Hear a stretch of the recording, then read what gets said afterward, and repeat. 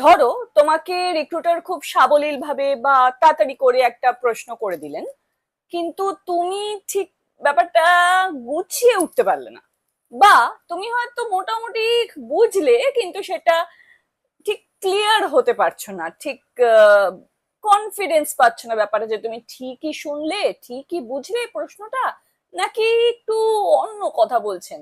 সেখানে তুমি রিক্রুটারকে বলতে পারো যে আচ্ছা, আমি একবার প্রশ্নটা রিপিট করছি, জাস্ট এটা কনফার্ম করার জন্য যে আমি প্রশ্নটা ঠিক শুনেছি কিনা বা ঠিক বুঝেছি কিনা।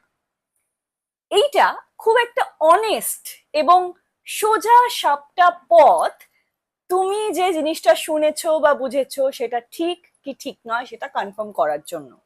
এবং বিশ্বাস করো, তুমি যদি এই জিনিসটা করো, রিক্রুটার তাতে কিচ্ছু মনে করবেন না।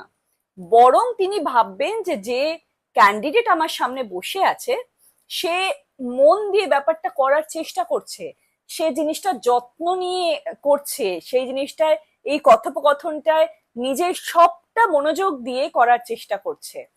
এতে কিন্তু ইমপ্রেশন ভালোই হবে। কিন্তু অবশ্যই একটু নিজের মনোযোগকে ঠিক রাখার চেষ্টা করবে, কারণ বারবার যদি তোমাকে এই জিনিসটা করতে হয় যে তোমায় যখনই প্রশ্ন করছো তুমি বলে আচ্ছা আমি একবার দেখে নি, যে একটু আরেকবার এটাই বলেছে কিনা দেখে নি, এটা বারবার হতে থাকলে ভালো লাগে না, তার মানে বোঝা যাচ্ছে যে তোমার একেবারেই ব্যাপারটায় মন নেই, তাই না? তো একবার দুবার ঠিক আছে, কিন্তু ইন জেনারেল চেষ্টা করবে মন দিয়ে করার।